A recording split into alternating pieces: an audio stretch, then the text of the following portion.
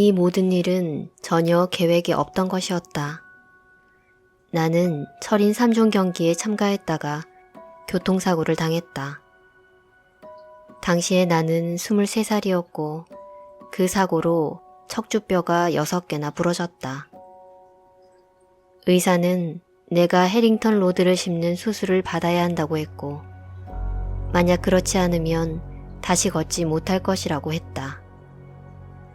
당시에 내가 어려서 대담했을 수도 있지만 나는 담당 의료진의 충고를 듣지 않고 집으로 돌아왔다.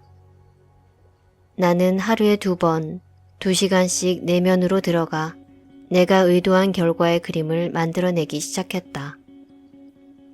그것은 완전히 치유된 척추 그림이었다. 물론 그때 얼마나 원하는 생각에 집중한다는 것이 어려운 일인지를 깨닫게 되었다. 완전히 회복된 척추로 살아가는 내가 원하는 삶을 창조하는 명상을 하던 중 나는 갑자기 다시 걷지 못할지도 모른다는 의사들의 말이 떠올랐다. 물론 그 외에도 온갖 잡념에 시달려야만 했다. 다시 걷는 모습을 머릿속으로 시연하던 중에도 평생 휠체어에서 생활하면 어쩌나 걱정하는 나 자신이 보였다. 그렇게 마음이 산만해져 바깥 세상을 방황할 때마다 전체의 상상을 처음부터 다시 시작했다. 어려운 작업이었고 거듭해서 좌절할 수밖에 없었다. 정말이지 지금껏 경험한 그 어떤 일보다도 힘든 작업이었다. 하지만 나는 우리 몸속에서 생명력을 주는 보이지 않는 지성의 힘을 믿었고 또 내 안의 관찰자가 알아보려면 최종 그림이 깨끗하고 명확해야 한다고 생각했다. 그래서 나는 처음부터 끝까지 의식에 집중하려고 노력했다. 그렇게 6주를 보낸 끝에 나는 마침내 멈춤 없이 내면의 재건 과정을 마칠 수 있었다. 그리고는 온전해진 것 같은 느낌, 만족스러운 느낌이 들었다. 처음으로 내 몸과 마음이 깨어있고 편안했으며 고요함으로 가득 차올랐다. 그런 깨달음에 이르자 치유될 수 있겠다는 확신이 들었다. 나는 그 작업을 반복했고 마침내 그 일을 억지로 하는 것이 아니라 기쁘고 고무적인 일로 여기며 계속 해나갈 수 있었다. 남는 시간에는 친구들과 밖에서 점심을 먹는 상상을 하거나 해변을 걷는 느낌, 얼굴에 바람을 맞는 느낌 같은 것들을 상상했다. 당시에는 내가 무슨 일을 하고 있는지 몰랐지만 나는 양자장 속에 존재하는 미래의 모든 가능성들을 생각하고 그 각각의 가능성을 감정적으로 받아들이는 작업을 한 것이었다. 그리고 내가 어떤 미래를 의도적으로 선택한 다음 그 미래에 느끼게 될 고양된 감정을 온몸으로 미리 느껴본 것이었다. 이러한 연습을 통해 원하는 운명을 바라보는 나의 능력이 더 예리해졌고 내 몸의 세포들은 스스로를 재조직하기 시작했다. 그러자 내 몸은 정말로 빠르게 회복되어 갔다. 그때 나는 양자역학의 주요 법칙 중에 하나를 배우고 있었다. 마음과 물질은 연결되어 있으며 생각과 느낌이 바로 우리의 운명을 지배하는 청사진이라는 사실 말이다. 우리 인간의 마음과 양자장 속에는 모든 가능한 미래를 구현하게 하는 힘이 있다. 우리가 과거에 그 어떤 실수를 저질렀다고 해도 우리는 모두 신과 같은 창조자임을 나는 깨달았다. 실제라는 개념은 데카르트와 뉴턴에 의해 수세기 동안 우리의 우주를 물질과 마음이라는 두 범주로 나누어서 연구해왔고 과학이 물질 세계에 대한 연구를 담당해왔다. 객관적인 외부 세계를 움직이는 우주의 법칙은 대부분 측정할 수 있고 예측 가능하기 때문이다. 하지만 마음이라는 내적인 영역은 예측이 불가능하고 복잡해서 종교의 그늘 아래에 남겨져 있었다. 세월이 흐르면서 물질과 마음은 분리된 독립적 개체가 되었고 그렇게 이원론이 생겨났다. 고전 물리학이라고 불리는 뉴턴의 법칙들 덕분에 행성의 움직임과 사과가 땅으로 떨어질 때의 관성의 세기 등을 계산하고 예측할 수 있게 되었다. 뉴턴 물리학은 예측이 전부라고 해도 과언이 아닐 것이다. 뉴턴 물리학에서 우주는 움직이는 거대한 기계와 같은 것이다. 그러나 시공간 너머 비물질 세계의 움직임이나 원자들의 행동 방식과 에너지의 문제에 이르면 고전 물리학은 그 한계를 드러낸다. 이런 문제들은 양자 물리학의 영역에 속하는 것이다. 우리는 전자와 광자와 같은 미립자, 아원자의 세계는 우리가 알고 있는 거시 세계와 동일한 방식으로 작동하지 않는다는 사실을 알게 되었다. 양자 물리학자들은 세포 내핵과 같은 원자의 더 작은 측면들을 살펴보기 시작했는데 그것들은 가까이에서 보면 볼수록 희미해지고 불분명해지다가 마침내는 완전히 사라져버린다는 것을 발견했다. 하지만 그 공간은 텅 비어있는 것이 아닌 에너지로 가득 차 있었다. 더 자세히 말하자면 그 공간 속에는 보이지는 않지만 서로 연결되어 있는 에너지 주파수들이 정보장을 형성하며 방대하게 배열되어 있었다. 원자에는 아주 소량이지만 분명 물질도 들어있는데 이 물질을 연구하다가 양자 물리학자들은 매우 기묘한 사실을 발견하게 되었다. 양자 세상 속 아원자 물질이 우리가 알고 있는 물질들과는 전혀 다르게 행동한다는 것이다. 우리가 상식적으로 알고 있는 과학의 운동 법칙들, 즉 뉴턴 물리학의 법칙으로 설명할 수 없는 혼란스럽고 예측 불가능한 행동 패턴을 보일 뿐 아니라 시공간의 법칙에서도 완전히 벗어나 있었다. 양자의 세상, 즉 미립자의 세계에서 물질은 하나의 확률이나 가능성으로만 존재하고 있었다. 양자 수준에서 절대적인 물질적 존재는 없는 것이었다. 양자 우주에서 과학자들이 발견한 특이한 점은 그뿐만이 아니었다. 과학자들은 아원자 입자들을 관찰하는 자신들의 행동 자체가 그 입자들의 행동에 영향을 준다는 사실을 발견했다.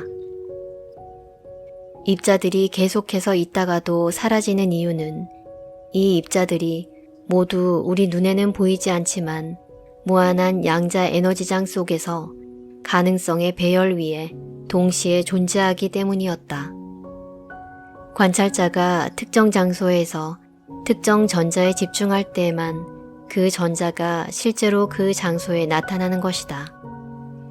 따라서 이 관찰자 효과에 따르면 물질은 우리가 관찰할 때까지, 다시 말해 우리가 알아차리고 의식하기 전까지는 존재할 수도 나타날 수도 없다는 뜻이 된다.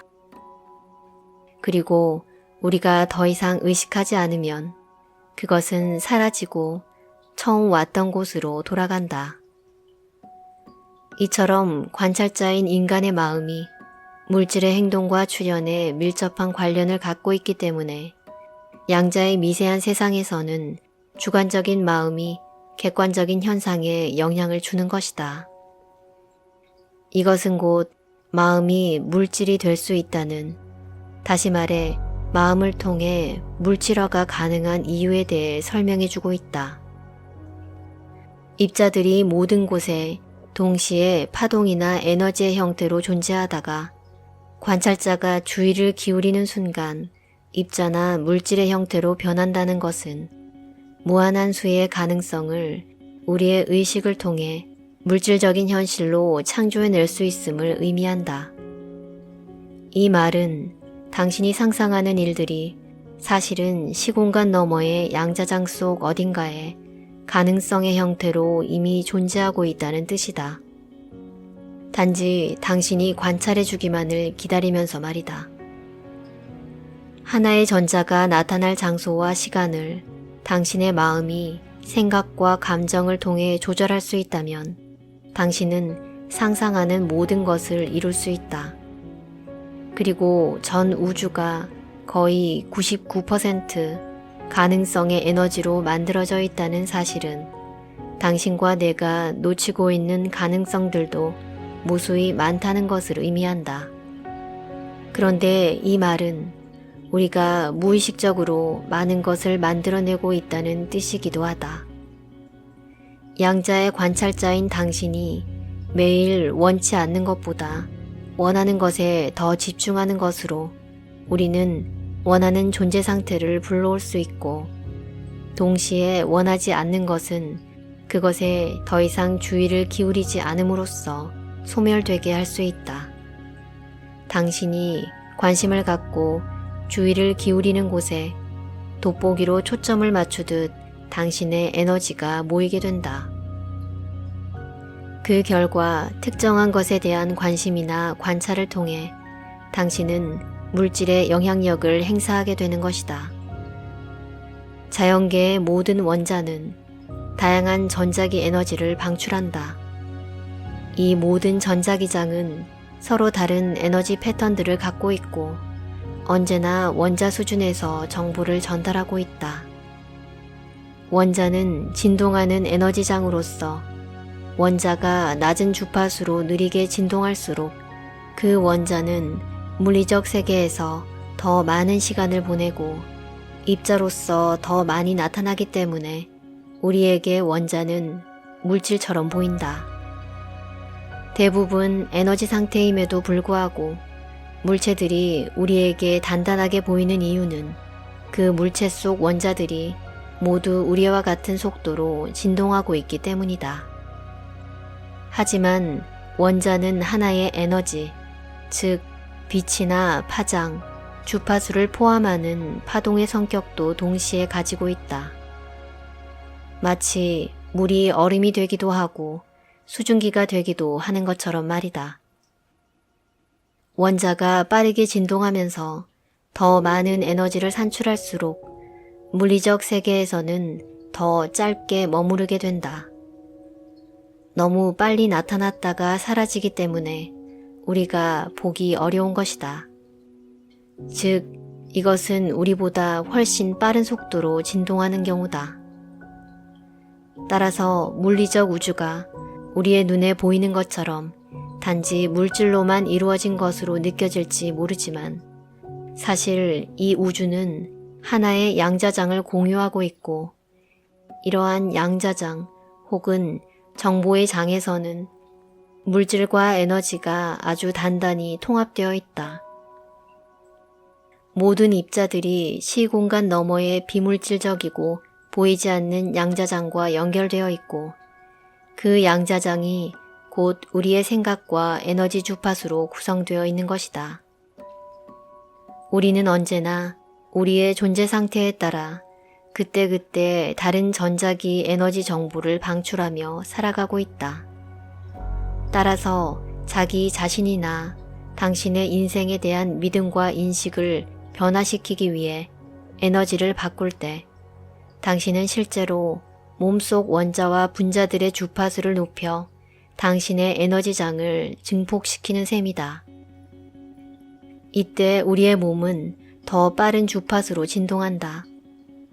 감사와 굴복하지 않는 마음, 고무되고 힘이 솟는 것과 같은 감정적으로 고양된 상태, 창조적인 상태를 받아들일 때 당신은 자신의 몸에 더 강한 에너지장을 보내고 있는 것이다. 이때 당신은 물질이 아닌 에너지가 되며 입자보다는 점점 파동의 상태가 되어간다. 우리가 고양된 의식과 에너지를 발휘할 때 그 정보와 주파수는 물질에 영향을 주게 된다. 그렇다면 새로운 존재 상태를 만들기 위해 바꾸어야 할 믿음과 인식은 무엇일까? 그저 무의식적인 믿음을 타파했을 때 어떤 일이 벌어질지 상상해보라. 믿음을 바꾸고 싶다면 먼저 바꿀 수 있다는 사실을 받아들이면 된다. 눈앞에 펼쳐진 이 모든 일들을 다 하기에는 시간이 부족하다고 생각하고 느끼는 대신 나는 시간에 얽매이지 않고 다 해낼 수 있다고 느낀다면 어떤 일이 벌어질까? 세상은 친절하게도 나를 위해 움직이고 있다고 믿으면 또 어떨까? 얼마나 멋진 믿음인가? 세상은 내 편이고 세상이 당신을 위해 작동하고 있다고 믿는다면 온 세상이 당신의 친구처럼 느껴질 것이다. 그러한 고양된 감정으로 에너지 수준을 높여야 한다. 그러한 결단의 에너지가 당신 몸속의 감정적인 중독보다 더 커질 때 당신의 몸은 새로운 마음에 반응하게 될 것이다. 그리고 그때야말로 진정한 변화가 일어날 수 있다. 스스로의 인생을 바꾸고 싶어서 결심했던 순간을 떠올려보라. 내가 지금 어떤 상황이든 시간이 얼마나 걸리든 상관없이 나는 이 일을 반드시 해내고 말 것이라는 그러한 결단을 내린 순간에 고양된 감정을 말이다. 그 순간 당신의 존재 상태가 바뀐 것이다. 새로운 존재 상태의 에너지를 느낀 순간 당신은 자신의 몸에도 새로운 정보를 보낸 것이 된다. 많은 사람들이 우리에게 이메일을 보낼 때 같은 말로 글을 시작한다. 그것은 바로 믿기 힘드시겠지만이다. 그들의 경험은 더 이상 우연이라고 할 수 없었다.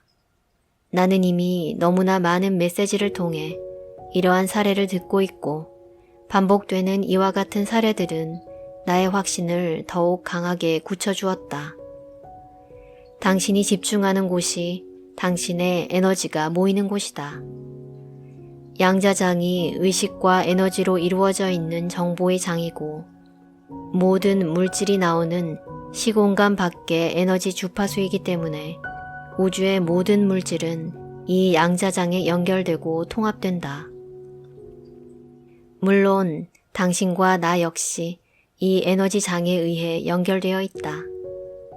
당신을 위해 모든 자동 기능을 수행하는 무한한 지성 또한 이미 당신과 연결되어 있다. 외부의 환경이 아니라 자기 자신을 믿기 시작한다면 어떨까? 스스로 내면의 모든 것을 바꿀 수 있다고 확신을 갖고 믿는다면 당신이 궁극적으로 믿어야 할 것은 다름 아닌 자기 자신이며 당신은 곧 자신의 가능성이 무한하다는 사실을 진심으로 깨닫게 될 것이다.